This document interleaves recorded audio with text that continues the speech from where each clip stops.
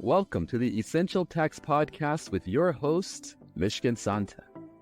In each episode, we'll take the complex world of tax, all the jargon, acronyms, and stuff that make your eyes glaze over, and explain it in an impactful way to understand the complex and unknown areas. You can find this show on all the major platforms, including YouTube, LinkedIn, Apple Podcasts, Spotify, and on our website, thewolfgroup.com. Now, here's the host of Essential Tax Podcast, Mishkin Santa. Hi, everybody. This is Mishkin Santa here with the Essential Tax Podcast. Today's podcast will be a solo podcast, and I'm going to be going through hot topics that I think are relevant for the month of August 2024. Just kind of summarizing some things that I think everyone should be aware of. We're going to talk about a couple different things that are happening in foreign countries, such as Canada, Cayman Islands, Italy, Switzerland, UK, New Zealand. We're going to talk about some of the recent stuff that was issued by the IRS on digital assets or cryptocurrency, which is really cool. There's some updates to FBAR penalty litigation cases that I think are really important for individuals that maybe have foreign financial asset disclosure issues they need to be aware of. FinCEN BOI, the beneficial ownership interest reporting, foreign partner litigation, and net investment income tax. So without further ado, let's get to our first topic, which is Canada. And Canada, when I read this announcement by Canada, which is an announcement by basically the Canadian Revenue Agency on August 12th, and it relates to their 2024 budget. I was kind of reading through it. I thought, man, this sounds a lot like the U.S. as far as like complexity for how to read it and understand it. So Canada is undergoing some potential tax changes. And one of their priorities in Canada is to improve what they call tax fairness. So there's a bunch of these proposed changes that Canada has out that, again, relate to their budget 2024.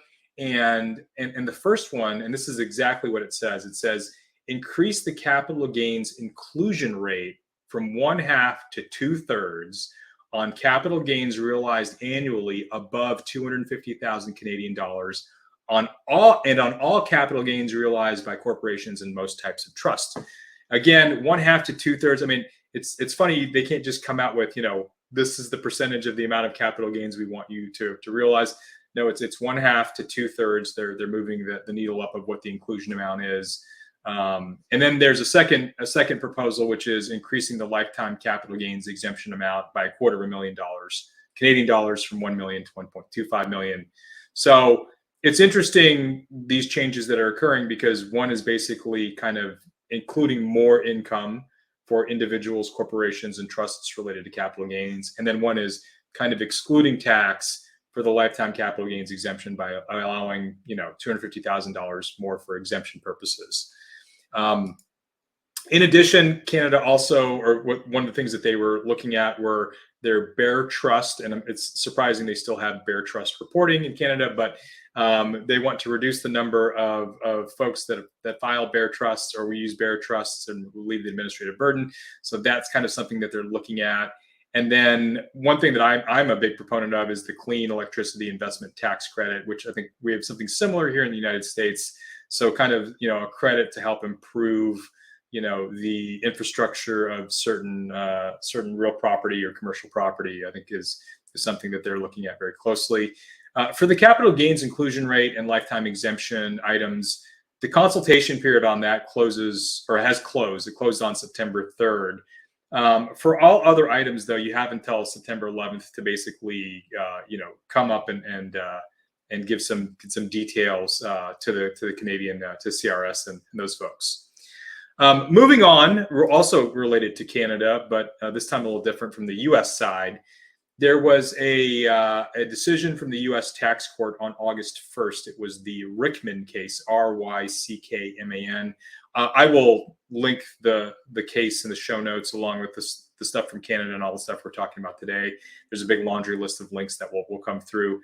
But this one is an interesting one. This is kind of the reverse of what a lot of people ask me about, or some people, not a lot of people. But some people ask, like, well, what would if I just, don't pay the IRS my taxes and I live in a foreign country, what are they going, how's the IRS going to get to me? How are they going to get my money in a foreign country? This is the reverse. So Rickman ended up owing the Canadian government income taxes for 1993 and 1994 of 200,000 Canadian dollars. Finally, I guess the Canadian CRS, or the Canadian Revenue Agency, had enough, or CRA had enough trying to come after this guy. He was living in the United States, or this taxpayer was living in the United States. And in 2017, under the U.S.-Canada Treaty, Canada can make a request under the mutual agreement procedures, mutual collection assistance request, and they did so. And when they do that, what happens is if the IRS accepts it, they basically treat the Canadian debt owed as IRS debt, and they go to collect on it. Well, Rickman, once he received this request from the IRS, Rickman basically tried to file what's called a collection due process request in an equivalent hearing, and was denied by the IRS on both accounts. And the IRS denied it because, in their opinion, the claim, all relief had already been exhausted. There was no further relief allowed to Rickman. If Rickman wanted relief, Rickman should have gone to Canada and dealt with the CRA directly to try to get relief when Rickman could have gotten relief. Well, the case was taken to the tax court, and the tax court actually agrees with the IRS that the claim, once it's done under the Canada-US tax treaty, if accepted by the IRS, basically means that everything has been finally determined and there are no administrative or judicial rights that are available. Those have basically lapsed or been exhausted. So it's an interesting kind of outcome here. So under the mutual agreement procedures and mutual collection assistance requests, if one of those comes from a foreign country into the U.S. through the treaty, taxpayers should just be aware that there's no real option there for CDP or equivalent hearings, and CDP meaning collection due process hearings. There's just, you got to deal with the debt and you got to figure that out. Okay, moving on to the Cayman Islands. The Cayman Islands, in the end of 2023, they passed what's called a Beneficial Ownership Transparency Act, which is very similar in the United States to the Beneficial Ownership Information Corporate Transparency Act that we have, where people basically disclose in the United States if they're owners of limited liability companies or corporations. So Cayman Islands has something similar that was passed. It was supposed to go into effect on July 31st of this year of 2024. That has now been delayed until January 1st, 2025. Apparently, the Cayman Islands government wants to kind of, drill down on the requirements of what actually needs to be reported with more specificity. So it's not yet into effect. It will likely be delayed until January 1st, 2025, and more guidance will come out on that. Okay, next topic, which is going to be digital assets. And when I say digital assets, that's the term that basically the IRS wants everyone to use for cryptocurrency, NFTs, stable coins, anything related, anything in that world, basically is now being referred to as a digital asset. Okay, so it's kind of a one-size-fits-all term. And basically what's happened in August is there was an initial draft of a information return, and information meaning that, for example, if I have interest income with a bank, I'm going to get a 1099 INT that's going to detail my calendar year interest income. If I have a brokerage account, say with, a Fidelity or JP Morgan, I'm going to get a 1099B that's going to detail my interest, dividends, capital gains, etc. Well, now for digital assets, if you're using a broker or the equivalent of a broker, let's there's a lot of different examples of what those would be, but those folks are then required to send the IRS Form 1099-DA. That starts for transactions that occur in 2025. So it won't be for 2024, but basically it will report transactions for 2025. So when tax preparers and folks are doing their 2025 tax return in 2026, they'll have the Form 1099-DA, which will help with reporting on both sides of the coin. The initial draft of Form 1099-DA, which comes from Internal Revenue Code 6045, which is brand new from the Infrastructure Investment and Jobs Act, the IIJA, but that was released in April of 2024, and it was just updated in August 9th. They sent out the updated version. They received a lot of comments on this. They also issued two what we call transition relief notices, notice 2024-56 and 57. So interesting how, the comments have now spurred the transition relief and the updated form. But for those folks, and again, I've got the updated proposed form in the show notes. But for those folks interested, I think the two most interesting areas of the 1099 DA, if you look closely at it, you've got lines 1A, 1B, and 1C, and that's the asset identification code sections. And basically 1A is the code for the digital asset. So that makes me think, similar to Schedule C, there's going to be some kind of registry that the IRS is going to put out for different types of digital assets, and the code you'll need to use to identify the type of digital asset we're talking about. You have to give a name to the digital asset, which is super interesting because some of these things have multiple distinct projects that are being worked on, and so one name may not suffice. So it'd be interesting to see if they come back and maybe change that before it goes live and final. And then 1C is the number of units, which again, that's also an interesting kind of area. Can you really define the units with accuracy as one number throughout the year? So it'll be interesting to see how those three items on the 1099 DA play out. Secondarily on that form, if you look down at the bottom, you have 11A, 11B, and 11C, which are the qualifying stable coins and the NFTs. And so 11A talks about what are the gross proceeds from either a stable coin or a qualifying stable coin or an NFT. 11B are the number of transactions that have been occurring. But 11C is the most interesting one because it ties back to 1F at the top. And basically what we're looking for there, what the IRS is looking for, are the first sales by a creator or minter of an NFT or a stable coin. And those first sales are going to be linked, or the IRS is going to want to see those reported as ordinary income. So hopefully when folks are filling out these forms, they put the right data into the right places. Because if you don't put it into the right place, and maybe you're saying, okay, this income is related to the secondary sale of the NFT, which maybe is a capital gain, the IRS is going to say, well, wait a minute, you put it in 11C, we're looking at that as ordinary income, and now you've got an audit issue that could play out there. So be very careful with completing the 1099 DA. Moving on to the next area that I want to talk about, there's been some movement, I wouldn't say a lot, but some movement in the FBAR litigation space. And the two cases that I'm about to talk about, there's the Rund case, R-U-N-D, and the Hughes case, relate to, the big takeaway for both of those is Schedule B, Part 3. And on Schedule B, Part 1 and 2, for those that don't know or maybe don't remember, on your individual income tax return, the Form 1040, Schedule B, Part 1 is where you report your interest income. Schedule B, Part 2 is where you report your dividend income. Schedule B, Part 3 is a series of a couple questions, 7A, 7B, and question 8. The first two, though, talk about the report of foreign bank account. So the first question asks, do you have a foreign bank account? The second question asks, do you have to file the FBAR, or the report of foreign bank accounts? Well, we go now to the Rund case, and basically the IRS is coming after Rund. Rund was an inventor and international businessman living in Hong Kong.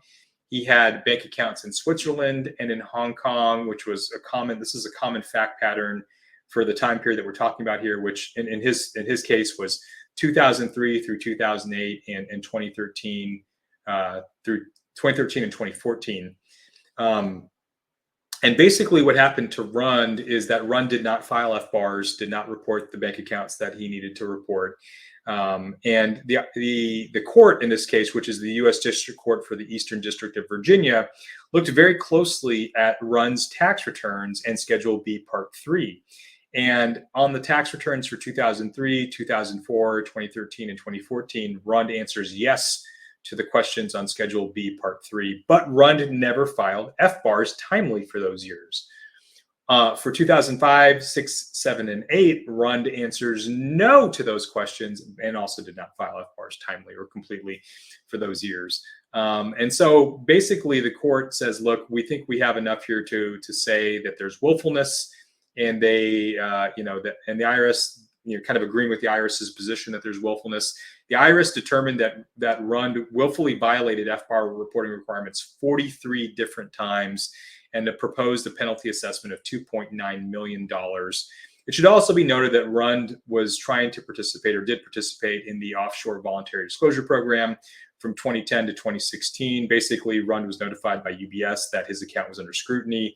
So Rund tried to cure that through OEDP. Sounds like it didn't work out well for Rund on that. But ultimately, in the end, the court said, look, based on our examination of the facts and circumstances with a specific emphasis on Schedule B, Part 3, the FBAR penalties for willful hold up. They did mention as a side note that they don't believe the $2.9 million of FBAR penalties violated the Eighth Amendment, the excessive fines clause, and that's how the U.S. District Court for the Eastern District of Virginia closed out the case. And that's from August 6th. Secondarily, we have the Hughes case, which I've talked about this case in many different presentations. This is also one of those cases where Hughes, Hughes, I believe, filed his tax returns through TurboTax, and on 2 of the returns there was no Schedule B, so the court said non-willful. But on 2 of the returns there was a Schedule B, and Hughes answered no to the questions, and so the court, the original court, found Hughes guilty or willful, I should say, for not filing the FBARs. Well, Hughes now has appealed that to the Ninth Circuit. The Ninth Circuit decided the case on August 21st and agreed with the underlying court. And interestingly enough, the Ninth Circuit says, in their opinion, that willfulness can be shown by both objective recklessness, so a conscious disregard to substantially violate, the reasonable cause or the reasonable person standard, and then subjective intent. So basically, they're looking at both sides of the coin for determining willfulness. And Hughes was not able to overturn the decision on appeal. It'll be interesting to see if Hughes tries to appeal this decision and if that would be taken up. I highly doubt, though, that it will go any further than the Ninth Circuit. And then lastly, for FBAR litigation, not related to FBAR penalties, is the United States versus Credit Suisse AG case that was decided on August 29th. It's a Fourth Circuit case. Basically, we have a whistleblower here that was trying to file a claim under the False Claims Act to get treble damages. And they indicated that they had information showing that when Credit Suisse did its 2014 guilty plea with the Department of Justice in the U.S. for basically hiding U.S. bank accounts in Switzerland, that it lied or had multiple lies in its disclosure documents related to the various account owners, which I believe we actually now know that that is true. There are several things that were not fully disclosed to the Department of Justice kind of after the fact. But by doing so, they cut down their penalty by about $1.3 billion. And so, again, this claim gets treble damages if proved correct. So it's a $5 billion claim. Well, the Justice Department has declined to investigate, and the case was dismissed by the Fourth Circuit. So unfortunately, that one did not go anywhere. The next topic we have is the FinCEN BOI, and this is a big issue for 2024.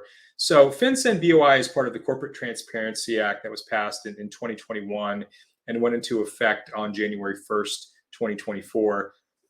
But basically, this is an information disclosure that goes to FinCEN, or the Financial Crimes Enforcement Network. I've spoken about this disclosure before. There's a webinar on our firm's YouTube channel that walks through exactly how to do the form and how to do the filing requirement. In some cases, though, I think some folks will need to get both legal and accounting representation to do the disclosure, especially when you're not sure about who or what to disclose properly. But the estimates have that about 32 million businesses or companies inside the United States need to do the filing in 2024. And we've gotten halfway through the year now, and records show that only about 2.7 million businesses have actually done the filing. So the numbers are extremely low. That's kind of a summary from Janet Yellen. She basically kind of came back and said, we haven't gotten the response we thought we were going to get. She detailed that in July of 2024. So the next step basically is that from FinCEN is that they've started and will continue to do what's called a nationwide public service push through radio, TV, digital ads, print media. It's going to be a hardcore push. So you may see commercials on this. You may see, digital ads on social media. if you hear them talking about it, it's definitely something that they're very high on. I will also say that that my opinion, what's going to happen is in Q4. So call it where we're at almost right now, but call it maybe October 15th to December 31st. You're going to see just a pretty massive push of people try to get these things done, and in a very short amount of time.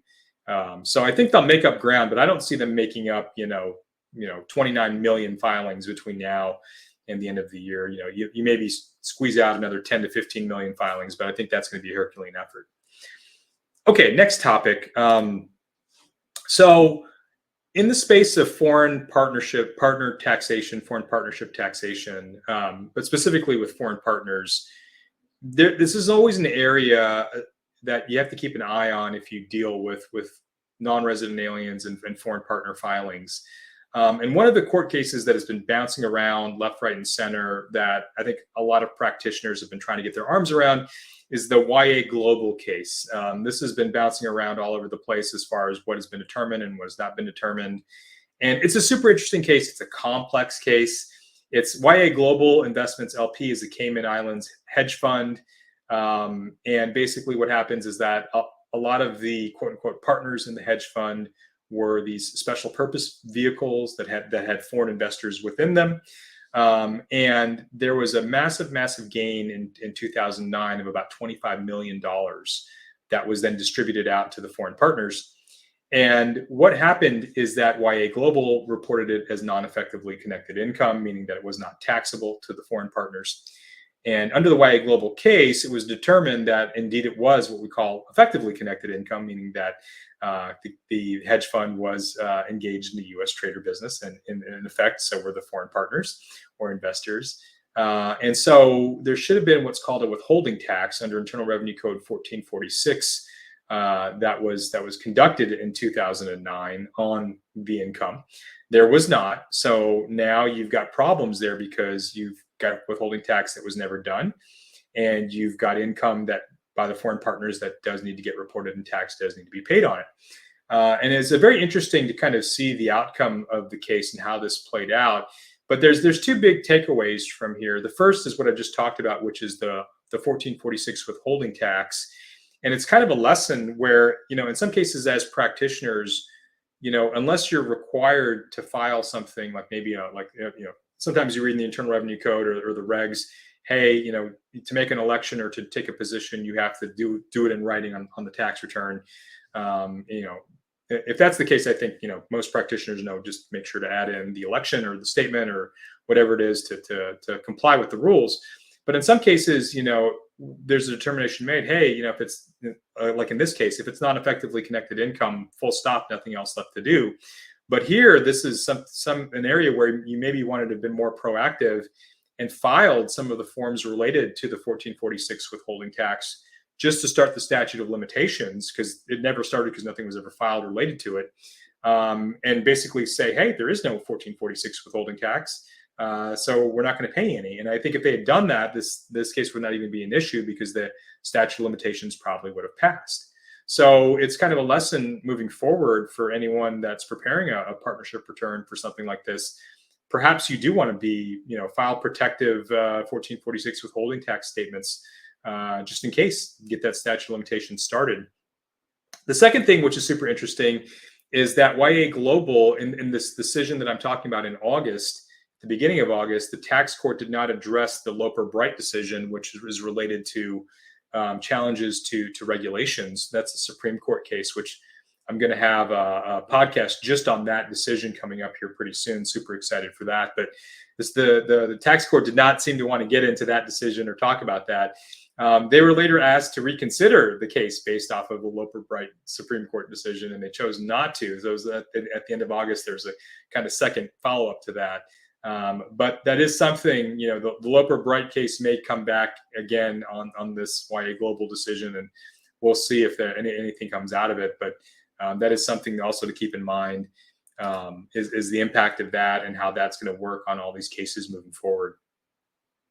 Okay, The next up to bat, I'm going to go through some IRS general news. There's a lot of different subtopics that I'm going to talk about here. The first, though, and I'm going to start and end with TIGTA, and TIGTA is basically the part of the federal government that oversees the IRS. They're the Treasury Inspector General, and basically what they do is they kind of monitor the IRS and they audit the IRS. They make sure the IRS is doing what they need to do. So in typical TIGTA fashion, they decided that they were going to call the taxpayer advocate because they'd received a lot of complaints that people weren't able to get through the taxpayer advocate. And they decided they were going to call all 76 local taxpayer advocate phone lines. There's 76 of them, mostly a combination of IRS taxpayer assistance centers and low-income taxpayer clinics. But they called all 76 of them, and the report back was that 2 out of the 76 weren't even working phone numbers. 16 of the 76 had full mailboxes, so you couldn't even leave a message if you wanted. First off, they didn't get through to anybody. I just want to make sure that that's clear. But when they did get through, the voicemail recordings were very inconsistent and did not have kind of a good, guidance on what to do next. And then if you were able to leave a voicemail, no one called you back. And so that's a report that came out at the end of July 2024. I've just kind of briefly summarized it. There's a whole lot more to the report than what I just said. And again, that is linked in the show notes. But it's interesting. I think they're just kind of reiterating what a lot of tax practitioners already know, which is if we need help from the taxpayer advocate, it's kind of very difficult to get in the front door. Like if you can get a taxpayer advocate, person to help you out, that's a red letter day, ticker tape parade, the whole thing. And then the taxpayer advocate is really good at what they do. Again, if you can get them to help, they're really good. And just like the IRS, they need people as well. I know that they're hiring. They're a really great organization. So I think one of the ways to cure this, obviously, is to get them more staff. But the other way is to, maybe help with their infrastructure updates. Sounds like that's what they need. Okay, the second thing I want to talk about with the IRS general news is an August 7th announcement on the IRS basically were touting clean energy credits, residential clean energy credits, and basically saying, hey, look, you're through August 7th of 2024, we've issued about 8.4 billion in credits to 3.4 million US taxpayers for clean energy. 6 billion of that is for clean energy investment tax credits, and 2.4 billion is related to energy efficient home improvement projects. So for all those folks out there that are doing remodels of their homes or anything related to that, I know there's a lot of people doing it or have done it. You may have missed out on an energy efficient home improvement credit. Maybe that's something you go back and you look at, or go back with your CPA. I mean, I would say a lot of CPAs maybe don't even know that those things are available or that they're out there. Definitely something that you may want to take advantage of while it's still available within the statute of limitations for refund. Okay, the next big thing, and I actually learned about this, our firm, the Wolf Group, we, on a weekly basis, we have to watch, different videos educating us on cybersecurity threats. It's part of something, it's related to our KPIs. We have to kind of make sure that we do that every week, or, that could be an issue with our performance. And I recently learned about this by watching one of the videos. There's a scam. It's called pig butchering. It has a really weird name.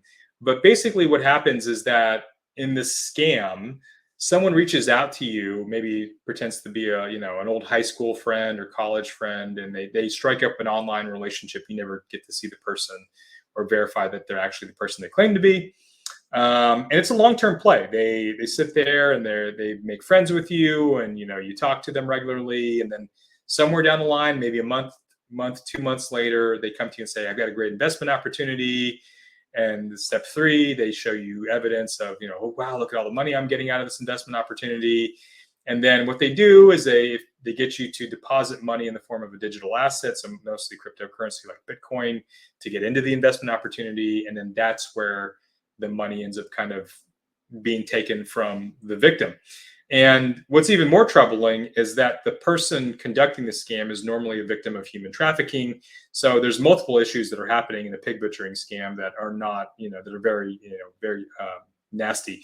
But the big thing here with taxes, to tie this back to taxes, is that if you are a victim of a pig butchering scam, under the Tax Cuts and Jobs Act, Internal Revenue Code 165H5, there may not be a theft loss deduction available if you actually are a victim of this scam. Now, that is set to sunset with the Tax Cuts and Jobs Act at the end of 2025. So, and I'm going to do a podcast on all the things that are kind of set to sunset and what we call tax Armageddon with the TCJA sunset. But that is coming up and something we'll look at. Okay, last part of IRS general news was another TICTA report. I said I was going to start with one and end with one. There's a directive, and I think President Biden was trying to kind of run on this, but basically saying that, look, no one that has income under $400,000 should be subject to audit by the IRS. All the money from the Infrastructure Act should be used to audit people with incomes above $400,000. So TICTA was looking at the way that the IRS does these audits, and the IRS is using an alternative method from what they normally do that stems from 2017 that TICTA does not like and does not think reflects reality. There's also differences about looking at taxpayers that are married making $400,000 versus single taxpayers. The IRS is not properly documenting their decision-making process. So the report's super interesting if you want to understand how the audit procedures may be applied to 2023 tax returns moving forward. And two more things to note here, just very quickly. August 19th, there was notice 2024-63. And this one is super interesting, especially if you have student loans. So under the Secure Act, if you have student loans and you're making repayments, there can be matching contributions to your retirement plan if you're an employee. The notice is applicable as of January 1st, 2025, but I would tell anyone that's making student loans that's working as an employee and has maybe a 401k, maybe start talking to your employer about getting those matching contributions. You don't want to miss out on free money there. So something to think about. And then lastly, I attended the IRS Nationwide Tax Forum in Dallas. This was in August 20th through the 22nd. Super interesting. I could probably talk 20 minutes just on the tax forum. This is the third time I've gone to it. It was a lot better, I would say, this year's forum than last year's forum. But two things I want to mention. First off is there's an interesting topic area I went to on FATCA and Form 8938. And within that, the folks at the IRS were talking about, foreign financial institutions. What they do is when they identify U.S. account holders, they then complete IRS Form 8966 and they send that into the IRS. And then what the IRS is supposed to do is they're supposed to match that to Form 8938 or potentially match that to Form 8938. And if there's a mismatch or a serious issue, then the taxpayer is supposed to receive a notice. Now that matching really got stalled out by COVID because they're planning to do that kind of at a high level when COVID hit, and then they paused it. But it seems like now that's coming back into play. So we may see taxpayers in the near future receiving Form 8938 matching notices. And they talked about what to do if you're a client or taxpayer and you receive one of these notices. And they also talked about the applicability of streamlined filing. If you receive a notice, you would think that receiving a notice would disqualify you from potentially doing streamlined filing, but apparently you may still be able to do it if you receive one of these notices. So for the point I guess I'm trying to raise here is be careful with your Form 8938, make sure you report everything properly. And then if you do get a notice, make sure you get immediate representation because you may have a short period of time to try to cure that issue. And then the second thing I want to talk about is that in general, I found a lot of the segments to be very helpful to tax practitioners. I found that the people doing the sessions were very knowledgeable and were actually responding to some of the questions with specificity, which is one of my gripes from the prior year. It seemed like they didn't want to answer any of the questions that were being asked. And this year they seemed a lot more open to that. So I would encourage any tax practitioner that's listening to the podcast to maybe consider doing I believe they have the forum 5 times over the year. And I would encourage folks, if you haven't gone to one, you should probably try to attend one. Okay, moving on. Let's talk about Italy for just 1 second. So Italy has, this is kind of, we talk about the Portugal Golden Visa program, and there's different countries throughout the world that have these different residency programs where they try to entice non-residents to come live in their countries. Well, Italy for a very long time, I believe since 2017, has had what's called a flat tax regime. And I look at this as really applying to high net worth, high income. Key there is high income individuals And basically, the way it works is that you can live in Italy for up to 15 years. And what you do is you pay what's called a substitute tax. It's a flat tax of 100,000 euros. So it doesn't matter what your income is. You could be Jeff Bezos and make billions of dollars, and you would only pay annually 100,000 euros. Well, apparently this is too low, according to the G20. The Italy got their hands slapped. And so they passed law to $1,000, which now applies to any individual that moves to Italy after August 10th, 2024. Luckily, though, if you're already in the program, you will just continue to pay your 100,000 euro and go upon your merry way. So that is the update from Italy. Okay, the next topic I want to talk about is the net investment income tax. And there's a case, it's an interesting case. We've seen a lot of interesting cases on the net investment income tax. This one is the Arcidi case, ARCIDI. Basically, Arcidi is a resident of the US Virgin Islands.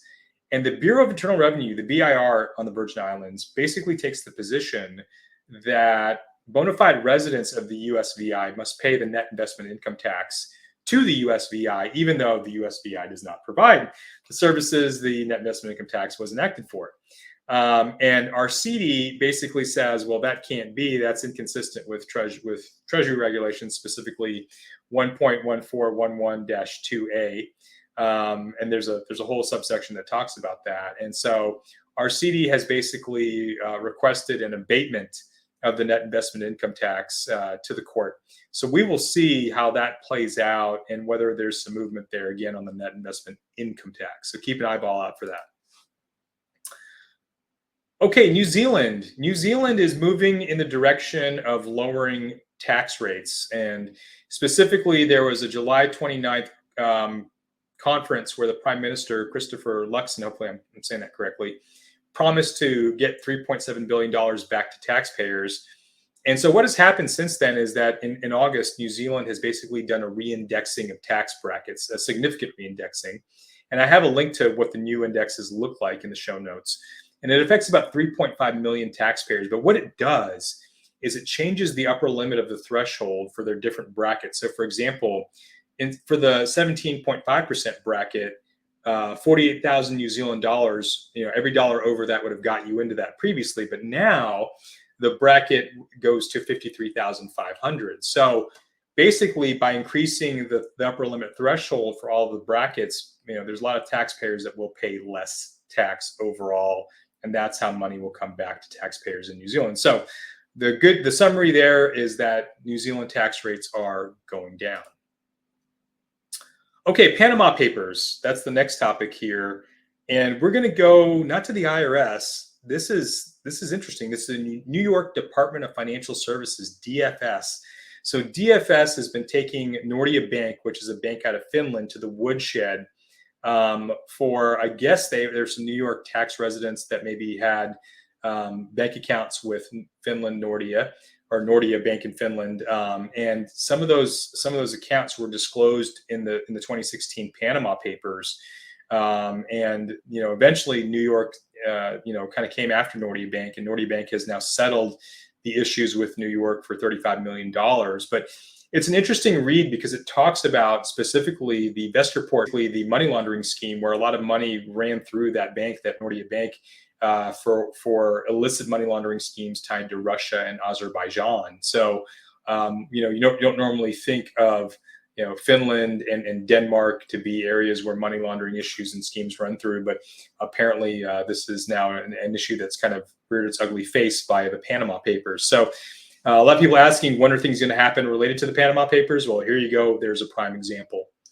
Staying in New York, one thing that I want to bring to everyone's attention is there's a case that was determined by the ALJ. It's in matter of Adams. Dale Adams is the name of the taxpayer. Really, really interesting case. So an employee of Omnicom in New York, and he filed non-resident returns for New York for 2016 through 2018, reporting wages, bonus income, dividends, vesting of RSUs, really on point taxpayer, doing his allocation of days properly, like doing what good taxpayers want them to do. What Adams did not do, though, Adams said, look, the common stock I'm receiving from Omnicom is not subject to New York tax because that's dividend that doesn't relate to my performance. New York disagreed with him. New York audited the issue, as New York regularly does. It has nothing to do with the business, trade, or profession of the person in the state of New York. So, when it comes to non-resident dividends, this may be a good case to rely upon if you're faced with the issue in the future for the state of New York. Okay, we're going to conclude. We're really close to the end here. This is going to be a quick podcast, but we have two last kind of things to talk about. The first is Switzerland. And Switzerland is really interesting. Both France and Switzerland, there's a lot of proposed changes going around in both of those jurisdictions. In Switzerland, and I've read articles going both ways that there is, but there's a proposal to do a 50% inheritance and gift tax on estates that have a value of 50 million Swiss francs or higher. So basically, if you're let's just say that you had an estate of 100 million Swiss francs, then under this tax, if you died, you'd be paying 50 million in inheritance tax in Swiss franc. A lot of super high net worth individuals living in Switzerland have said that if this does pass, that they would probably leave Switzerland and move to a different country. And last but not least, we'll go into the United Kingdom. On August 18th, it was brought to the attention through social media by, I think, a UK tax firm that there's a scam going on where scammers are pretending to be HMRC. They are sending letters to UK taxpayers saying, "Look, we want we want your personal and sensitive tax information." And basically, if you're a UK taxpayer and you respond to the letter, you're basically giving this sensitive information to those scammers that can then use that to commit all sorts of nefarious activities. And so HMRC has come out and said, hey, be real careful about this. And when in doubt, check with HMRC. I think there's an email, like a phishing email, where you can, or I should say, a scam email that HMRC has set up where if you're a victim of the scam, you can email HMRC and then they'll contact you. You can also call them, I believe, or you can get a UK tax representative to help you out. But just like we have here in the US, if you receive something that you don't think is right, or even if you think it's right, but you're still just a little concerned of why you're getting it, trust but verify. Always trust but verify. Check with the taxing jurisdiction or get a tax representative to get involved and to check and make sure that it's actually a legit thing. Everyone needs to be super, super cautious about scams. They are very prevalent these days, especially in the world of tax. And with that is my update for August 2024. I hope everyone listening to the podcast found at least one nugget within the podcast today useful and helpful for their personal situation or their business's situation. And I look forward to coming back to you with some future podcasts. We've got some good guests lined up and some good. You've been tuning in to the Essential Tax Podcast with your host, Mishkin Santa. You can find this show on all the major platforms, including YouTube, LinkedIn, Apple Podcast, Spotify, and on our website, thewolfgroup.com. Thank you for your positive reviews, comments, questions, and for sharing this show with others.